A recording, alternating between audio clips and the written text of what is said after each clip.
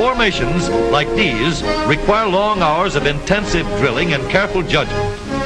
When the troop goes around the corner, the riders on the outside of the turn have to adjust their speed to keep even with the riders on the inside. The man on the outside has to ride a lot farther and a lot faster in order to keep up with the parade.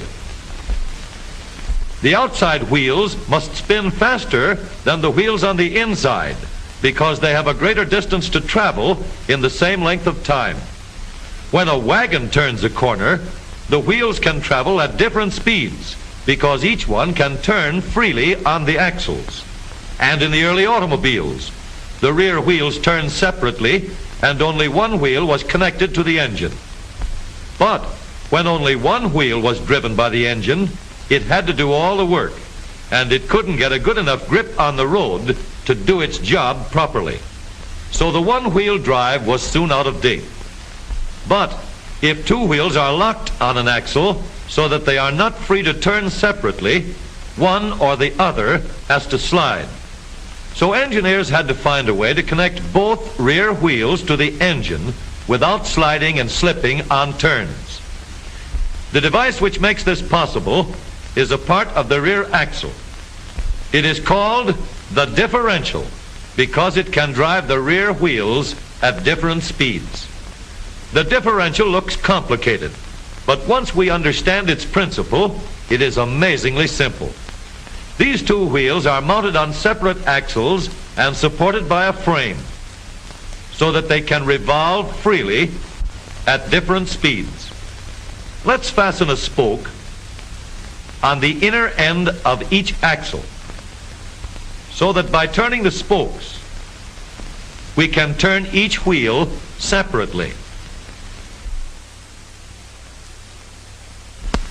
With a bar or crosspiece, we can turn both wheels in the same direction at the same rate of speed. Let's get something to hold this bar in place so that it will press against the spokes. Notice that this support is not locked to the axle. It turns freely. Now we can spin the wheels by rotating the support. This is fine as long as both wheels are able to turn at the same speed. But let's see what happens when we go around the corner. With this arrangement, we cannot drive one wheel faster than the other.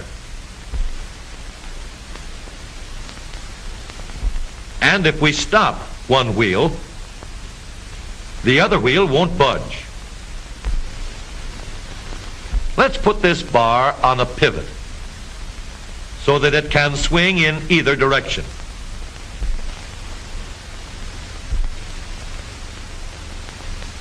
Now, the bar can still turn both wheels at the same speed. And because it pivots, it lets one wheel turn even when the other is stopped. But if turned too far, the bar will swing around until it won't drive the spokes that turn either wheel.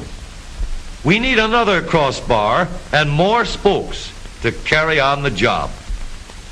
When we stop one wheel, the crossbars will continue to push the spokes of the free wheel around. As long as both wheels are free to turn, the bars do not swing on their pivot and the wheels move at the same speed. Now we have the working principles of a differential. To adapt the model for use in an automobile, we will have to make a few changes.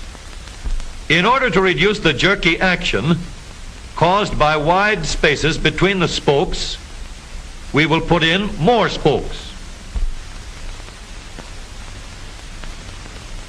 Further filling in the spaces between the spokes gives steadier, more continuous action, and changing the shape gives firm, constant contact. Now we can make the gears thicker and stronger, and we have differential gears. The edges are cut so that they will fit together more smoothly and silently. And another gear is added to share the work of driving the axles. The principle is the same. In order to turn the support and drive the wheels, we can fasten a large gear here, connected by a smaller gear to a source of power.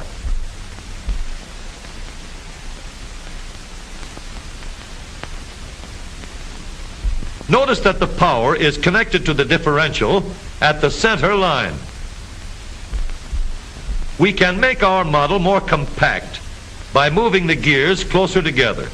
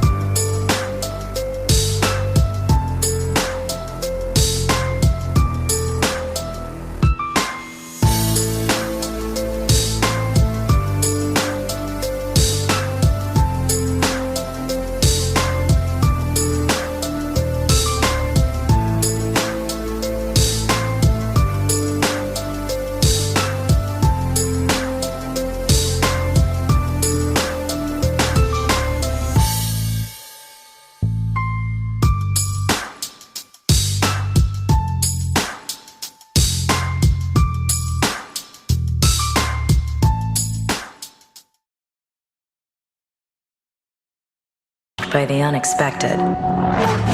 Most of all, it's about beating your friends.